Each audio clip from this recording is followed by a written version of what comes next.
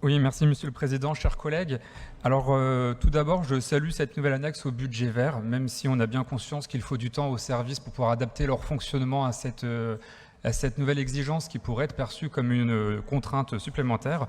Mais je veux en profiter pour rappeler que c'est avant tout une nécessité, à l'heure où les 1,5 degrés ont déjà été dépassés, que la biodiversité s'effondre, et que ça nous permet d'orienter au mieux nos politiques publiques d'investissement pour atteindre des objectifs de neutralité qu'on s'est collectivement fixés.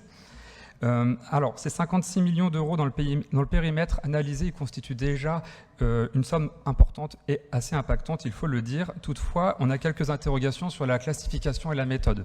Je vais m'expliquer.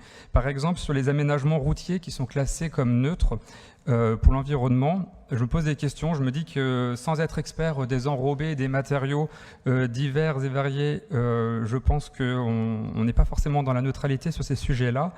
Et par ailleurs, je trouve que la part d'investissement neutre, elle est relativement élevée au regard des moyennes nationales des autres collectivités qui appliquent cette méthode I4CE, même si j'ai bien compris qu'elle était adaptée ici. Enfin, les 0,13% d'investissement qui seraient défavorables à l'environnement, ça me paraît assez optimiste et pour rien vous cacher, je me suis dit, tiens, on est sur des thématiques qui relèvent de l'impact sur l'environnement.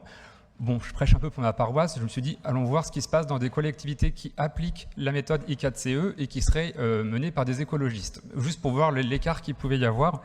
Notamment, j'ai pris Grenoble parce que c'est la seule qui utilise cette méthode-là. On est sur une part de défavorable à 28%. Je me dis, l'écart, il est phénoménal avec la Côte d'Or. Du coup, ça me questionne sur la méthode.